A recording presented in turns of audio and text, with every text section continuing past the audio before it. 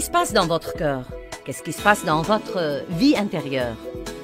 Vous savez, aujourd'hui et toute cette semaine, nous allons parler de l'importance d'un cœur pur et comment il influe sur notre relation avec Dieu et avec les autres. Je sais que vous allez être bénis.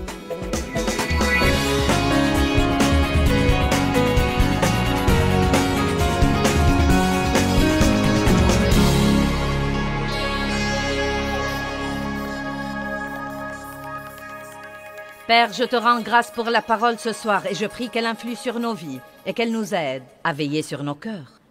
Si j'étais montée en chair ce soir sans vous dire ce que je vais enseigner et que je vienne vous dire « J'ai appris cette semaine que j'ai une maladie de cœur », tout le monde aurait dit « Oh !» Mais la vérité est que j'ai vraiment une maladie de cœur et vous aussi. Chacun de nous dans cette salle ce soir a une certaine maladie de cœur. Et chaque fois que je vais chez le médecin et que je me fais faire un bilan de santé, il me fait un examen du cœur. Et je crois que les chrétiens doivent vraiment examiner leur cœur beaucoup plus souvent. Car c'est étonnant, honnêtement et sincèrement, c'est vraiment étonnant ce que nous faisons les choses machinalement et continuons à faire la chose chrétienne que nous faisons. Et pourtant, il s'est glissé quelque chose dans nos cœurs qui nous fait mal et qui fait mal aux autres parce que ce qui est en nous va sortir de nous. Et plus vite vous détectez une maladie de cœur et que vous la traitez, mieux c'est pour vous. Quand nous laissons les mauvaises choses dans notre vie sans surveillance longtemps, elles s'enracinent plus profondément et elles deviennent plus difficiles à traiter. Nous allons passer beaucoup de temps ce week-end à parler de la condition de nos cœurs et nous allons parler de la manière dont Dieu teste nos cœurs également. Et les tests que nous passons dans la vie sont très importants pour nous. Dieu ne joue pas pour voir ce que nous pouvons supporter. Dieu nous fait un test, non pas parce qu'il veut savoir ce qu'il y a en nous, parce qu'il sait tout déjà, mais parce qu'il veut que nous sachions nous-mêmes ce qu'il y a en nous. Et nous sommes parfois surpris par ce qu'il y a en nous. Amen? Je n'arrive pas à croire que j'ai fait ça. Et il veut que nous manifestions ces choses pour que nous puissions nous en occuper et y faire face, et comme ça nous grandissons. La vérité nous affranchit. Nous ne sommes jamais affranchis en vivant dans l'obscurité et en vivant dans la tromperie. Satan est le maître de l'obscurité. Tout ce que nous pouvons tenir secret dans nos vies, Satan peut le contrôler. Mais quand ça sort à la lumière et ça se révèle, si nous le voyons comme il faut et nous laissons Dieu s'en occuper comme il faut, nous passons à un nouveau niveau de liberté et à un nouveau niveau de puissance. Amen? Donc, Proverbe 4, 23. Garde ton cœur en toute diligence et en toute vigilance, car de lui sont les issues de la vie. Maintenant, regardons ça. Il ne dit pas que quelqu'un va garder votre cœur, que Dieu va garder votre cœur, que Joyce va garder votre cœur, que votre voisin va garder votre cœur, que votre pasteur va le garder. Il dit, garde ton cœur. C'est une responsabilité que chacun de nous doit prendre. Et si vous ne retirez rien d'autre de ce message, je veux que vous compreniez que vous avez la responsabilité de garder votre cœur. Et croyez-moi, c'est pratiquement un travail à plein temps. Car on ne sait jamais ce qui pourrait arriver à n'importe quel moment. On ne sait jamais ce que quelqu'un pourrait nous dire, qui pourrait nous blesser, et tout à coup, nous aurons une blessure là-dedans que nous devons traiter. Nous ne savons pas quand quelqu'un va nous décevoir, nous trahir ou nous laisser tomber. Nous ne savons pas, n'est-ce pas? Nous ne savons vraiment pas ce que tout le monde fera. Et donc, nous devons constamment travailler avec le Saint-Esprit pour garder nos cœurs comme il faut. Ceci pourrait être, pour certains d'entre vous, un des séminaires les plus importants auxquels vous auriez jamais assisté. Parce qu'il n'y a rien de plus important que notre vie intérieure. Il y a eu une poignée de choses qui ont vraiment changé ma vie spirituelle avec Dieu. Quand j'ai été régénéré, et rempli de l'Esprit quand j'ai appris l'importance de chercher la face de Dieu et non seulement sa main. C'est très important d'arriver à ce point car ce qui est précieux, c'est la présence de Dieu et non seulement ce qu'il peut faire pour nous. C'était important pour moi, mais une autre de ces choses était la vie intérieure. Apprendre que ma vraie vie est en fait la vie qui est en moi. Le saviez-vous? Ce n'est vraiment pas... La vie n'est pas vos circonstances. La vie n'est pas la maison que vous habitez, ou le travail que vous avez, ou l'argent que vous avez à la banque, car vous pouvez avoir tout ça et être très malheureux. Le monde est plein de gens riches et malheureux. Plein de gens prospères et malheureux. Plein de gens qui vivent dans de grandes maisons et qui sont malheureux. Et je ne sais pas, vous savez, il n'y a pas de mal à jouir des meilleures choses de la vie. Dieu veut vous bénir, mais ce n'est pas votre vraie vie. Votre vraie vie, c'est la vie qui est en vous. Et c'est étonnant ce que vous pouvez être heureux au milieu des pires circonstances possibles et combien vous pouvez être paisible au milieu du désarroi qui sévit dans le monde aujourd'hui si vous savez garder votre cœur dans la condition qu'il faut. Quelqu'un peut dire amen à ça? Matthieu 5:8 dit « Bienheureux ceux qui ont le cœur pur, car ils verront Dieu. » J'aime ça. Dieu vous parle si vous gardez votre cœur pur. Vous voulez les secrets de Dieu? Gardez votre cœur pur. Bienheureux ceux qui ont le cœur pur, car ils verront Dieu. Ceci ne veut pas nécessairement dire le voir de vos propres yeux, mais vous expérimenterez la présence de Dieu. 1 Pierre 3 et 4 nous dit à quel point l'homme intérieur est important pour Dieu. Regardons-le sur l'écran, s'il vous plaît. Que votre parure ne soit pas seulement les coiffures recherchées et les cheveux tressés, les bijoux d'or ou les toilettes distinguées, mais que ce soit la parure intérieure et la beauté de la disposition cachée du cœur, avec le charme incorruptible et impérissable d'un esprit doux et paisible, qui n'est ni inquiet ni troublé, mais qui est d'un grand prix devant Dieu. Maintenant, je devrais parler aux dames pour 1 minute, car je sais que nous passons beaucoup plus de temps à nous pomponner que la plupart des hommes. Peut-être pas tous les hommes, peut-être que certains d'entre vous. Vous savez, non mais... Vous savez, Dave prend pas mal de temps pour se faire beau le matin, mais ça ne lui prend pas aussi longtemps que moi. Et je crois que si nous passons la même quantité de temps à examiner nos cœurs que nous passons à examiner nos visages... Allez, vous savez comment nous sommes. Nous nous regardons dans tous les miroirs que nous voyons. Vous portez un miroir dans votre sac à main. J'ai sorti le mien il y a quelque temps. Je me suis regardée avant de sortir ici. Je me suis habillée à l'hôtel, je me suis regardée dans le miroir, j'ai examiné mon collier, ma tenue, j'ai tout examiné. Vous savez, examiner. Nous vérifions toujours. Et ici, il y a un miroir dans la chambre verte. Je ne sais pas pourquoi on les appelle vertes, elles ne sont jamais vertes. Et un miroir là, examiner. Je suis sortie ici en me regardant dans le miroir là-bas. Et on a une torche électrique et je m'examine avant de sortir.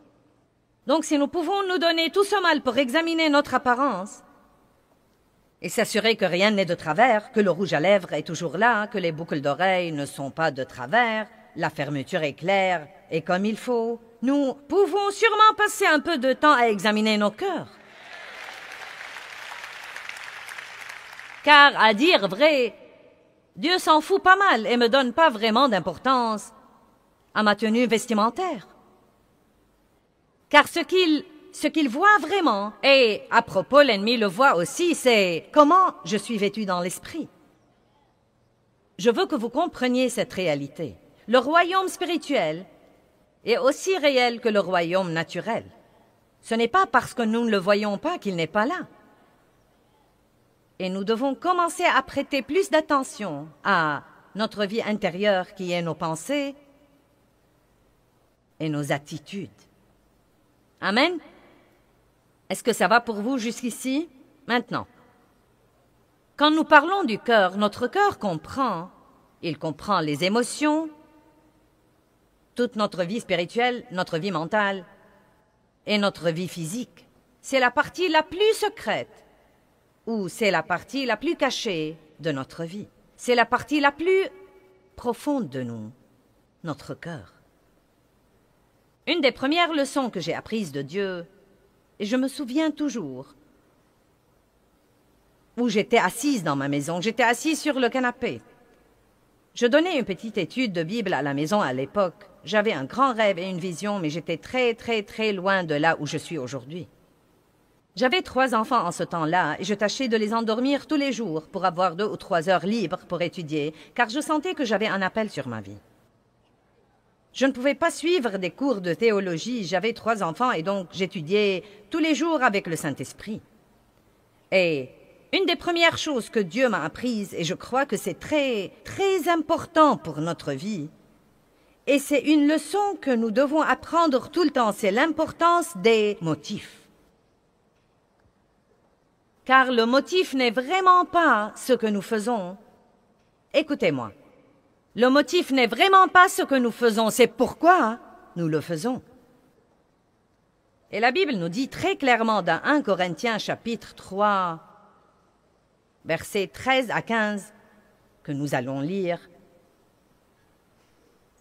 que quelle que soit la bonne œuvre que nous faisons dans notre vie, si nous la faisons avec un mauvais motif, cette œuvre ne sera pas agréable à Dieu et nous en perdrons la récompense. Et je me demande combien de gens passent toute leur vie à essayer de travailler pour impressionner les autres, et cela par leurs bonnes œuvres et leurs bonnes actions. Et au jour du jugement, quand toutes ces œuvres passent le test du feu, qui est, je crois, les yeux de Jésus, quand elles passent par le feu, elles seront détruites.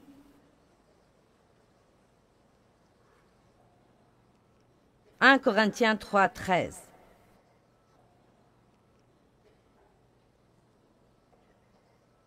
L'œuvre de chacun sera clairement et ouvertement manifestée, montrée pour ce qu'elle est vraiment, car le jour de Christ la fera connaître, parce qu'elle se révélera dans le feu, et le feu éprouvera et jugera le caractère et la valeur de l'œuvre de chacun. Et si l'œuvre bâtie par quelqu'un sur ce fondement, qui est le produit de ses efforts, subsiste au test, il recevra sa récompense. Mais si l'œuvre de quelqu'un est consumée sous le test, il subira la perte de tout, il perdra sa récompense, bien que lui, il sera sauvé, mais seulement quand quelqu'un qui a passé au travers du feu. Nous ne sommes pas sauvés à cause de nos œuvres, car notre salut est basé sur la grâce et la miséricorde de Dieu et le sang répandu de Jésus-Christ. Mais nous aurons des récompenses au ciel pour nos œuvres qui sont faites ici sur terre, mais seulement celles qui sont pures, seulement celles qui sont faites pour une bonne raison. Maintenant, quelles seraient certaines des mauvaises raisons? Eh bien, Matthieu 6 nous donne un petit aperçu. Il dit: « Quand vous priez, entrez dans votre chambre la plus privée, dans un endroit comme le cabinet, et priez. Que vos prières soient en secret pour que votre Père céleste vous récompense en public. » Il ne dit pas qu'il ne faut pas prier en public, mais il dit que c'est mauvais de prier pour être vu.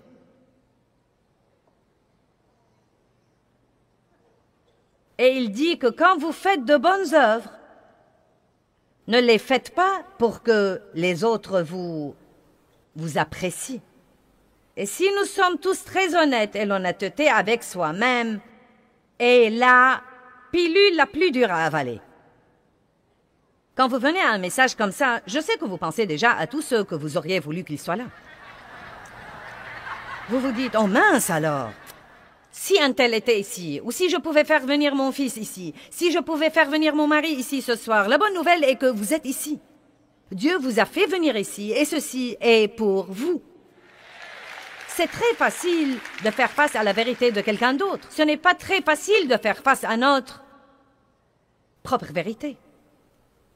Mais si nous pouvons le faire, nous pourrons passer à un nouveau niveau. Donc si nous sommes honnêtes avec nous-mêmes, nous devons admettre que, au moins jusqu'à ce que nous apprenions mieux, et il faut pas mal de matchs de catch avec Dieu pour apprendre mieux, nous voulons nous impressionner les uns les autres.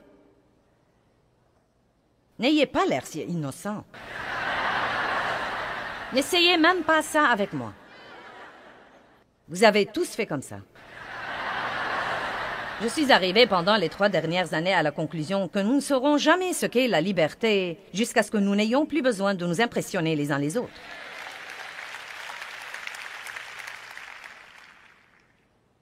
C'est à ce moment-là que nous serons libres, quand nous ferons ce que nous ferons pour le Seigneur, parce que nous l'aimons et que nous ne nous soucions que de ce qu'il pense,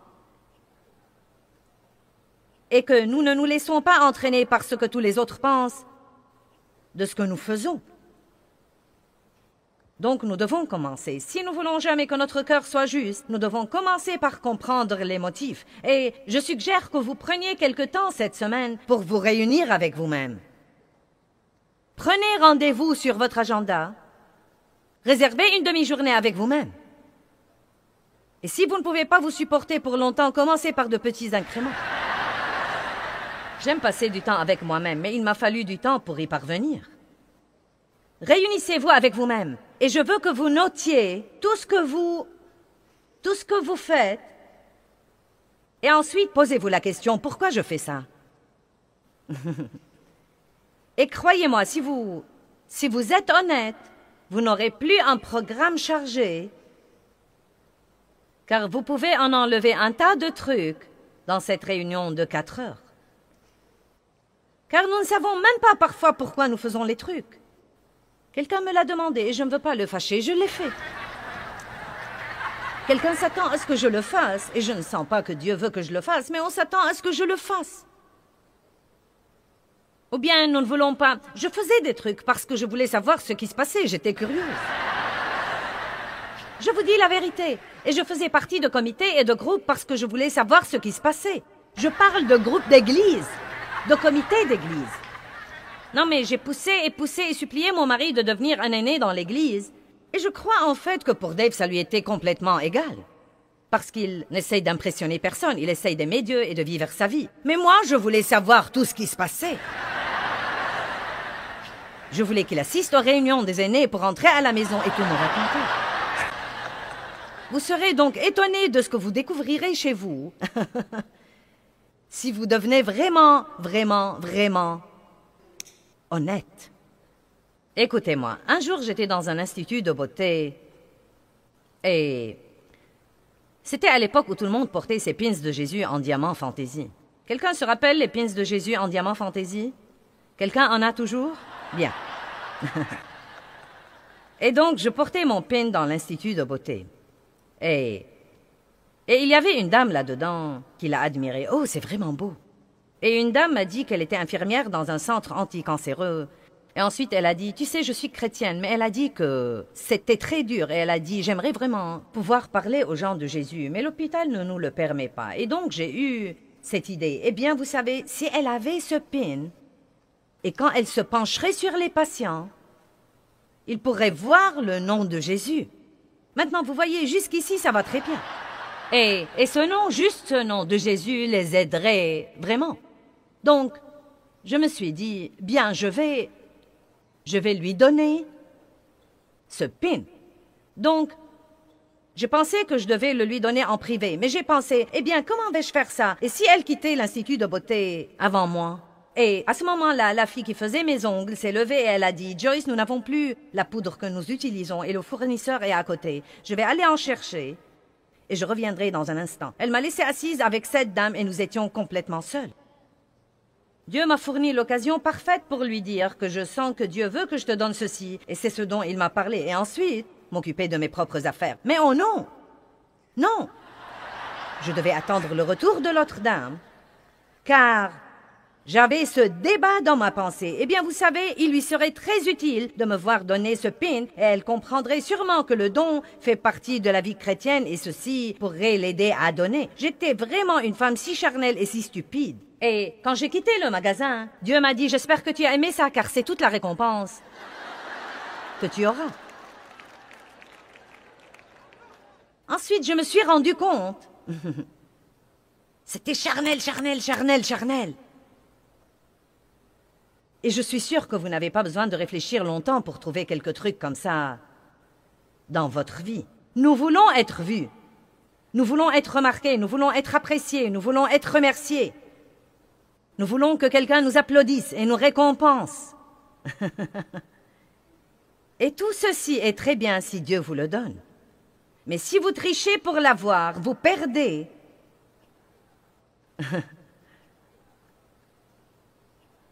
Votre récompense. Et je ne veux pas perdre mon temps et perdre ma récompense. Donc je suis là pour vous dire du fond de mon cœur que je ne suis pas là pour vous impressionner. Je suis là pour vous enseigner et je vais le faire d'une façon ou d'une autre. Vous allez comprendre ce message.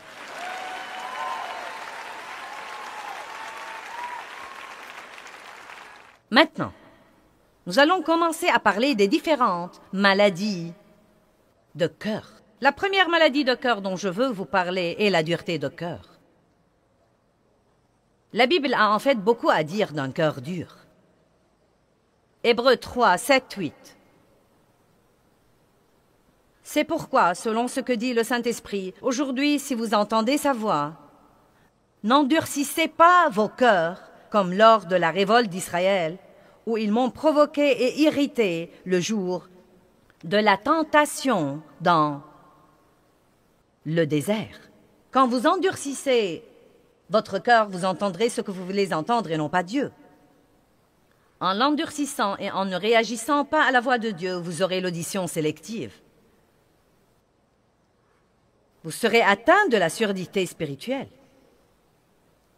Et vous voulez toujours que Dieu vous parle et...